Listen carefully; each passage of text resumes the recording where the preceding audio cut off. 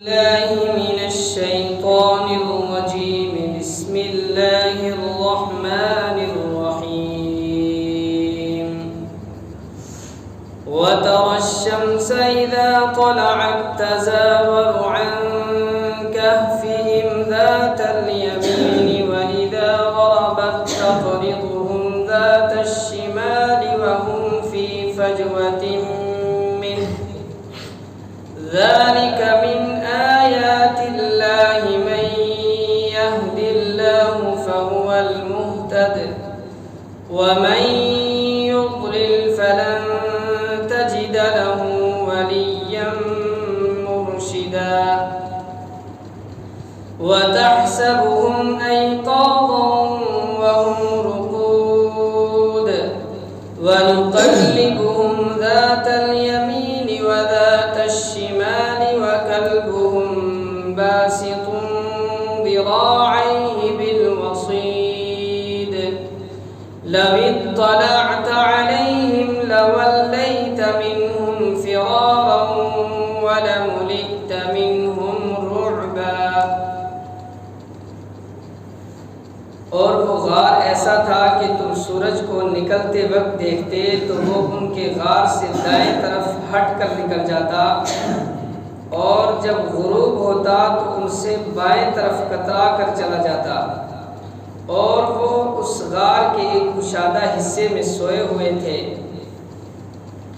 یہ سب کچھ اللہ کی نشانیوں میں سے ایک نشانی ہے. جسے اللہ ہدایت دے دے وہی ہدایت پاتا ہے اور جسے وہ گمراہ کر دے اس کا تمہیں ہرگز کوئی مددگار نہیں مل سکتا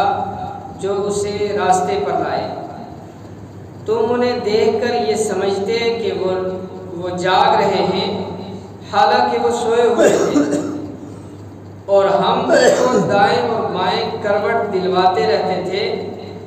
اور ان کا کتا دہلیز پر اپنے دونوں ہاتھ پھیلائے ہوئے بیٹھا تھا. اگر تم انہیں جھانک کر دیکھتے تو ان سے پیٹ پھیر کر بھاگ کھڑے ہوتے اور تمہارے اندر ان کی دہشت سما جاتی. اصحاب کہف جو چند نوجوان تھے وقت کے بادشاہ کے ظلم سے تنگ آ کر ایک اللہ کی الوہیت اور اس کی یکتائیت کا اقرار کرنے کی پاداش میں ظلم اور تشدد کے خوف اور ڈر سے وہاں سے نکل کر بستی سے پہاڑ میں ایک غار کی طرف چل دیے اور وہاں جا کر غار میں انہوں نے آرام کرنا شروع کیا، سو گئے. اس کا تذکرہ فرماتے ہوئے اللہ تبارک و تعالیٰ فرماتے ہیں کہ آپ سورج کو دیکھو گے کہ جب سورج صبح کو طلوع ہوتا تھا تو اس غار کی دائیں جانب سے کترا کر سورج نکل جاتا تھا اور اسی طریقے سے جب غروب کا وقت آتا تھا شام کو تو غروب کے وقت بھی بائیں جانب کو کترا کر سورج نکل جاتا تھا اس غار سے. بعض حضرات نے ریاضی کے تانے بانے جوڑ کر اس کی تفسیر یہ بیان کی ہے کہ اس غار کا محل وقوع ایسا تھا شمال یا جنوب کی طرف کہ جہاں پر نہ چڑھتے ہوئے سورج کی شعاعیں پہنچتی تھی اور نہ ہی غروب ہوتے ہوئے سورج کی شعاعیں پہنچتی تھی. لیکن جمہور مفسرین نے جو قول اختیار کیا ہے وہ یہ ہے کہ یہ خرق عادت ان اللہ کے نیک بندوں کی کرامت اور اللہ کی قدرت کی ایک نشانی تھی کہ اللہ تبارک و تعالیٰ نے سورج کو ان کے اوپر ڈائریکٹ اس کی تمازت پڑنے سے روکے رکھا، اس لیے کہ سورج انسان کی زندگی کے لیے لازمی اور ضروری ہے. سورج کی گرمی اور تپش کی وجہ سے بہت سارے فائدے بھی ہیں اور نقصانات بھی ہیں. ہر چیز کی زندگی کے اندر بھی سورج کا دخل ہے، اور پھر رات کی اندھیری کے خاتمے کے لیے بھی سورج ضروری ہے۔ اسی طریقے سے سردی اور گرمی، ان دونوں کے لیے بھی سورج کا نکلنا لازمی اور ضروری ہے۔ لیکن اگر سورج کسی چیز کے اوپر اپنی تمازت اور گرمی ڈائریکٹ ڈال دے تو وہ اس کے لیے نقصان دہ بھی ہے۔ تو اللہ تبارک و تعالیٰ نے سورج کی اس گرمی کو، چاہے وہ طلوع کے وقت ہو یا غروب کے وقت، اس گرمی سے ان کو بچائے رکھا۔ ایک حال تو اللہ تعالیٰ نے یہ بیان کیا ان کا، اور پھر یہ آیت کا حصہ کہ ذالک من آیات اللہ، اللہ تبارک و تعالیٰ نے فرمایا کہ یہ اللہ کی نشانیوں میں سے ہے۔ اس سے بھی یہی اشارہ ملتا ہے کہ سورج کو اللہ تبارک و تعالیٰ نے اپنے حکم سے ان کے اوپر ڈائریکٹ پڑنے سے روکے رکھا۔ من یہد اللہ فہو المہتد، جس کو اللہ تبارک و تعالیٰ ہدایت دے وہی ہدایت پر آ سکتا ہے۔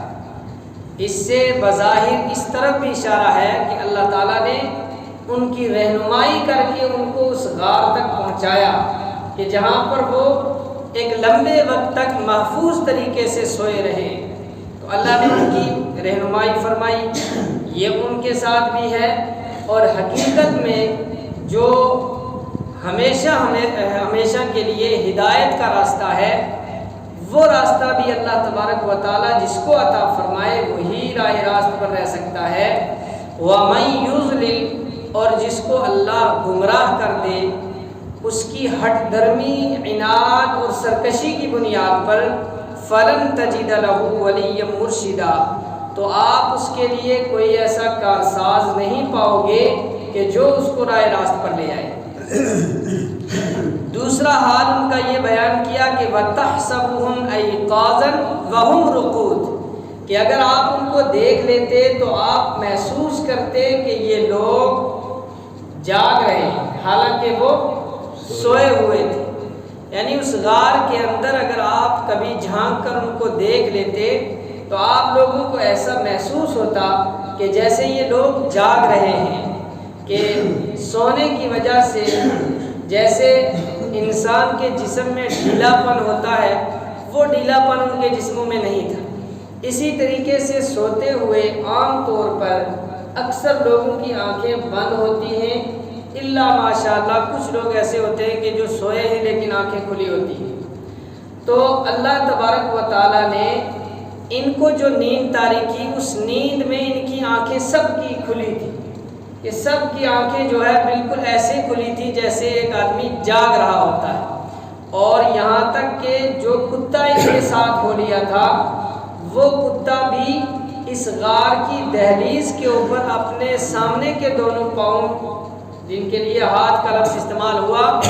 وہ پھیلا کر وہ بھی سویا تھا، لیکن اس کی حالت بھی ایسے کہ جیسے عموماً کتے بیٹھتے ہیں اس طریقے سے وہ بیٹھا ہوا تھا، اور اس کی آنکھیں بھی کھلی تھی، جس کی وجہ سے اگر کوئی تلاش کرتے کرتے یا ایسے ہی بھیڑ بکری چراتے ہوئے یا شکار کرتے ہوئے اگر اس غار کے پاس کوئی پہنچ بھی جاتا تو اس کتے کی حالت کو اور ان اللہ کے نیک بندوں کی حالت کو دیکھ کر وہ قریب آنے کی کوشش نہیں کرتا، بلکہ بھاگنے کی کوشش کرتا کہ یہ لوگ جاگ رہے ہیں،